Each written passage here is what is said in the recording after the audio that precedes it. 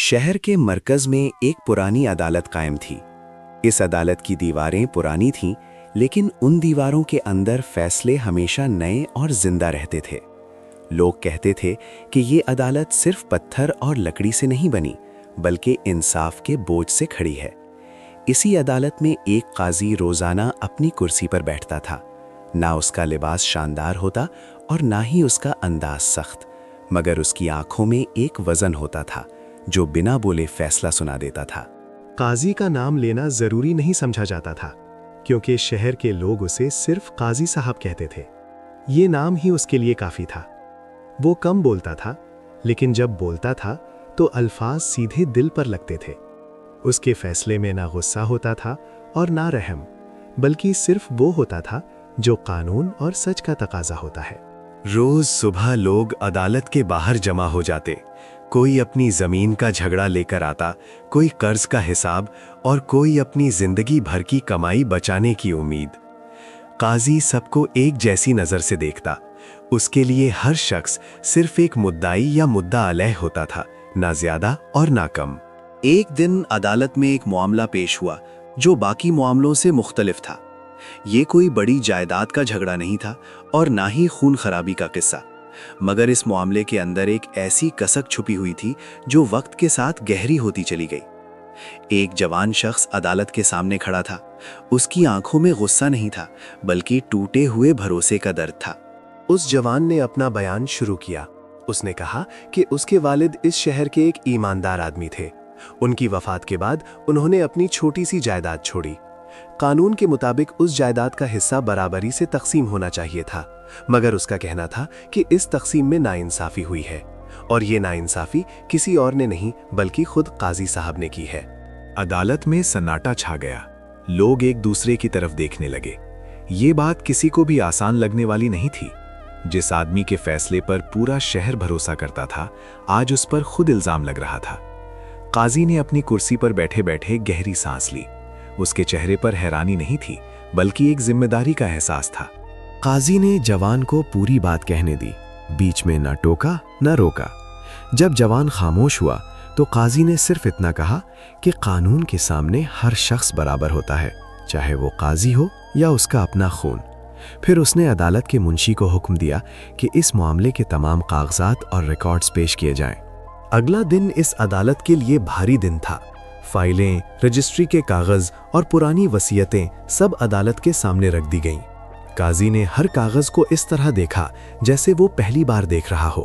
उसने अपनी याद पर भरोसा नहीं किया। उसने अपनी कुर्सी के रुतबे का सहारा नहीं लिया। उसने सिर्फ लिखे हुए लफ्जों को देखा। वक्त गुजरता गया। अदालत में बैठे लोगों को महसूस हो रहा था कि आज कोई आम फैसला नहीं होने वाला। ये फैसला सिर्फ एक जायदाद का नहीं होगा, बल्कि एक मिसाल का होगा। काजी ने आखिरकार अपनी आंखें बंद कीं और कुछ लम्हों के लिए खामोश हो गया। फिर उसने आंखें खोलकर फैसला सुनाना शुरू किया। उसने कहा कि रिकॉर्ड्स के मुताबिक जायदाद की अक्सर तकसीम कानून के मुताबिक हुई थी, मगर एक छोटा सा हिस्सा ऐसा था जो गलती से उसके नाम चला गया। ये गलती जानबूझकर नहीं की गई थी, मगर गलती होने का मतलब ये नहीं होता कि उसे छोड़ दिया जाए। कानून नीयत नहीं देखता, नतीजा देखता है। ये अल्फाज अदालत के हर कोने में गूंज गए। काजी ने आगे कहा कि वो हिस्सा फौरन उस जवान के नाम किया जाएगा।